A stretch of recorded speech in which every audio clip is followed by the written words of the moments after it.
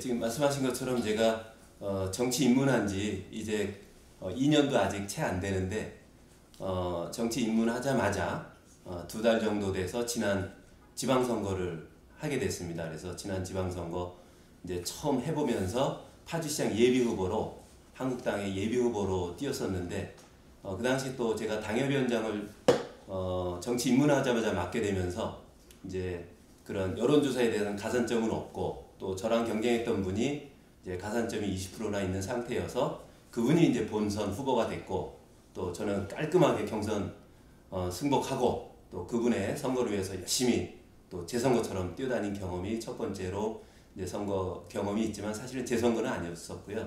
그 다음에 요번에 이제 21대 선거를 하면서 이제 실제로 아직은 뭐 예비 후보지만 본선거까지는 아직 안 갔지만 정말 저 자신을 위해서 또 뛰고 있는 이런 상황입니다.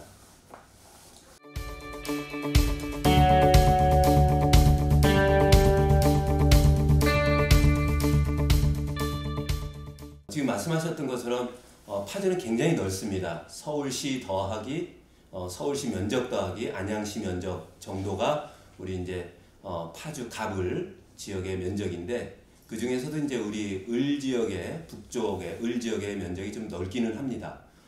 그런 상황에서 파주 갑 지역은 좀 신도시로 구성이 되면서부터 신도시민들이 외부에서 많이 들어오셨고 또 자기의 목소리를 내실 수 있는 분들이 많습니다. 그런 관점에서 봤을 때 파주 을 지역은 좀 구도심 지역이고 또 어떻게 보면 좀 자연불학도 많고 또 파주의 어떤 토착민들, 그러니까 파주에서 나고 자라신 분들이 많은 상황에서 자기 목소리를 내시는 게 조금 좀 어떻게 보면 좀 선량하신 그런 상황이었는데 지금 이렇게 지역을 다녀보니까 많은 분들께서 이제 우리 파주 북쪽에 이런 시민들의 목소리를 좀 대변했으면 좋겠다. 그동안 많은 대변자들이 있어 왔지만 실질적인 효과는 없는 상황이었었고 또 SNS가 발달이 되면서 갑 지역에서는 각종 시민단체라든지 SNS를 통한 자기 목소리 내기가 굉장히 활발한데 북쪽은 아까 말씀드렸던 것처럼 좀 많이 이렇게 정제돼 있고 절제된 이런 분위기다 보니까 그런 목소리를 많이 못 내시는 상황이었는데 그런 목소리를 제가 많이 대변해야 되겠다는 생각이 많이 들고요. 갑 지역은 신도시가 들어서면서 운전교화 지역은 많이 발달이 되고 뭐 GTX라든지 서울로에 이동하는 광역버스라든지 이런 교통망이 많이 발전이 되어 있는데 그거에 비해서 우리 북파주 지역은 많이 열악한 상황입니다. 서울로 오가는 교통편도 굉장히 열악한 상황에서 더군다나 9709번이라는 광역버스 한 대가 있었는데 그나마도 지금 그 2월 15일로 폐지가 될 예정이고 그렇다면 문산에서 서울로 가는 9710번 버스 하나가 있을 정도입니다. 그렇지만 운전교화 신도시 지역에는 그 광역버스들이 한 15개 종류의 버스들이 있을 정도로 굉장히 폭이 넓은 상황입니다. 그래서 그런 교통 문제, 또 교육 문제, 환경 문제, 일자리 문제 이런 터치할 것들이 굉장히 많은 상황입니다. 이 북파주 지역에서 서울로 오가는 광역버스는 딱 두 가지입니다. 9709번하고 9710번인데 9709번이 그나마도 이번 2월 15일 날 폐선이 될 위기에 놓여 있어서 이제 이 북파주 전체 시민에게는 9710 한 대만 남아있을 정도로 굉장히 교통이 열악한 상황이고 9709번 같은 경우는 사실 서울시의 준버스 공영제의 혜택 업체이기 때문에 버스의 어떤 재정난은 서울시에서 이미 지원을 받는 상태인데도 경제적인 이유로 파주 쪽에 운행을 중단하겠다라고 한 것에 대해서는 우리 북파주 시민들이 굉장히 지금 분노하는 상황입니다. 그 회사가 그렇게 결정한 이유는 그 같은 노선으로 다니는 또 다른 버스 노선이 하나 있습니다. 그러니까 그쪽으로 어차피 시민들은 이용할 수밖에 없으니까 그쪽으로 이제 시민들을 이렇게 몰아가는 한쪽으로 몰아서 더 경제 효과를 누리려는 이런 아주 안 좋은 기업 이런 이익만 도모하는 그런 상황이어서 굉장히 안타까운 상황이고 시민들이 지금은 연대 서명을 받고 있는 상황이고요. 말씀하신 것처럼 지하철 3호선이 우리 금천 문산까지도 확장이 돼야 됩니다. 지금 구파발에서 우리 벽제를 거쳐서 우리 조리나 금천이나 문산을 거쳐서 들어올 수가 있는데도 지역에 그동안의 국회의원들이라든지 많은 그 지역 일꾼들이 좀 더 애정을 갖고 사명감 갖고 일했다면 지하철 3호선도 예타 면제 받고 저는 문산까지 충분히 올 수 있었다라고 생각을 합니다. 그만큼 이 파주의 인구가 급속도로 늘어나고 있는데 그런 교통에 대해서 지역 일꾼들이 좀 등한시하는 것에 대해서는 굉장히 안타깝고, 또 그것뿐만이 아니고 지금 경의중앙선도 출퇴근 시간대에는 굉장히 혼잡합니다. 벌써 금천서부터 벌써 시민들이 꽉 찰 정도로 자리에 앉지도 못하고 서울역까지 근 50여 분간을 서서 가야 될 정도로 그 차량 편성 숫자도 적고 그 차량의 객차 숫자도 적고 굉장히 그 미흡한 상황에 대해서 파주 시민의 한 명으로서 굉장히 안타깝게 생각하고, 이 문제를 정말 지역의 일꾼들이 발벗고 나서서 해결하고 국토부라든지 서울시를 쫓아다니면서 이 문제를 해결해야 된다고 봅니다. 비슷한 상황이 우리 그 성남이라든지 분당 지역에도 이루어지고 있는데 거기는 이미 관련된 국회의원들이 서울시하고 또 국토부하고 이야기를 해서 그런 문제들이 원활하게 해결이 되고 있는데 왜 유독 북파주만 또 파주만 이런 문제에 대해서 소외시되고 있는가? 이것은 시민들의 목소리도 좀 약하긴 약했지만 지역의 일꾼들, 섬기는 일꾼들이 제 역할을 안 했다는 반증이라고 저는 생각을 합니다. 그래서 광역버스도 많이 늘어나야 되고, 그 다음에 저기 경상북도나 경상남도 쪽으로 내려가는 KTX 같은 경우는 이미 예타 면제가 돼서 서울에서 거기까지도 내려가는데 어떻게 수도권이라고 할 수 있는 파주가 그런 예타 면제 하나 못 받을 정도로 지금 이렇게 소외받고 차별을 받아야만 되는가?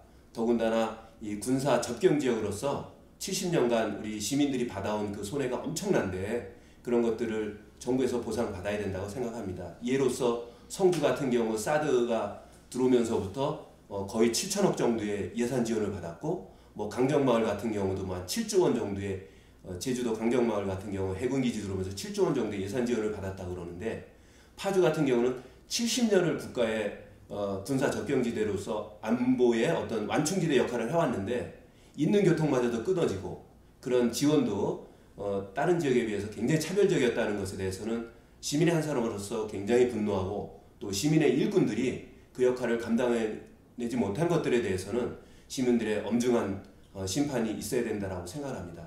그래서 지하철도 경의중앙선도 증차돼야 되고 많아져야 되고 3호선도 연장돼야 되고 광역버스들도 있는 거 살려야 되고 더 많이 증차되어야 된다라고 봅니다.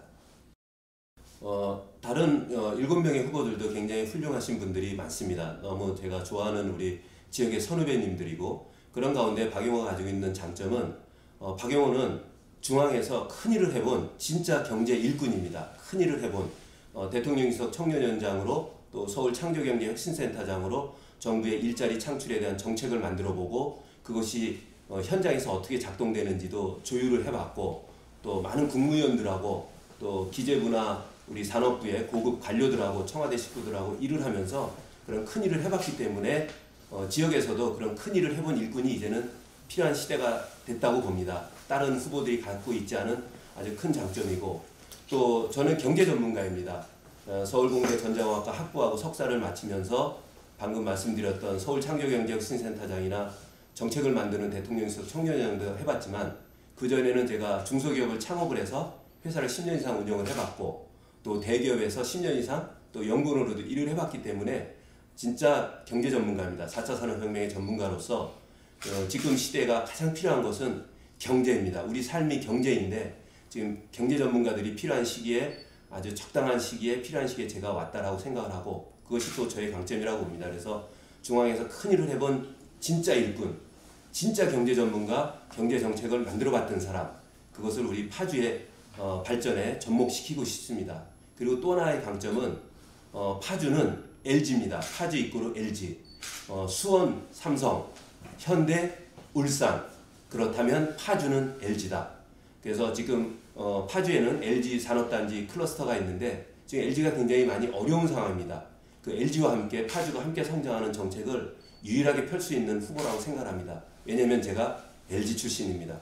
LG에서 최우수 연구원상도 받아봤고 신 LG인상도 받아봤고 그랬기 때문에 친 LG, 친기업 정책을 피면서 LG가 파주에서 잘 성장할 수 있도록 중국의 투자가 파주로 돌아올 수 있도록 파주에서는 구조조정이 되지 아니하고 오히려 LG의 식구들이 더 늘어나서 금천경제, 문산경제, 파주나 원룸경제가 함께 성장할 수 있는 친기업적인 정책을 제가 펼 수가 있습니다. 이런 측면들이 우리 다른 후보들하고는 차별이 되어 있는 정책이라고 볼 수 있고 저의 차별성이라고 볼 수 있겠습니다. 저는 이제 정치 신입생입니다. 2년도 안 됐는데 저는 정치는 시민을 섬기고 시민과 소통하는 것이라 생각을 합니다. 요즘 많은 정치인들이 시민과 소통하지 아니하고 시민들의 이야기를 듣지 아니하면서 시민과 괴리된 모습들을 많이 보고 있는데 저는 정말 24시간 360일 제 핸드폰을 시민들에게 공개하고 언제든지 SNS를 통해서 문자를 통해서 전화를 통해서 소통할 준비가 되어 있습니다. 제가 어려서 성장한 이 파주 또 저를 키워준 파주 야간중학교를 다녔고 실업계고등학교를 다니면서 배고팠던 저를 키워준 파주이기에 그분들이 저에게는 단순한 시민의 수준을 넘어서 저에게는 동생이고 또 형님이고 누님이고 어머님이고 아버님이신 분들입니다. 그분들과 소통하지 못하는 저는 상상할 수가 없습니다. 그래서 제가 국회의원이라는 그 신분이 중요한 것이 아니라 정말 나의 가족을 대변하는 조금 배운 사람, 조금 부지런한 사람으로서의 그 역할을 제대로 할 수 있느냐, 하고 있느냐, 진정하게 진솔하게 온 마음을 바쳐서 일하고 있느냐, 그런 것들이 저는 제 정치 철학이라고 보고 있습니다. 그래서 시민들과 언제든지 무릎의 자세로 소통할 자신이 있고 또 소통해야 된다고 봅니다.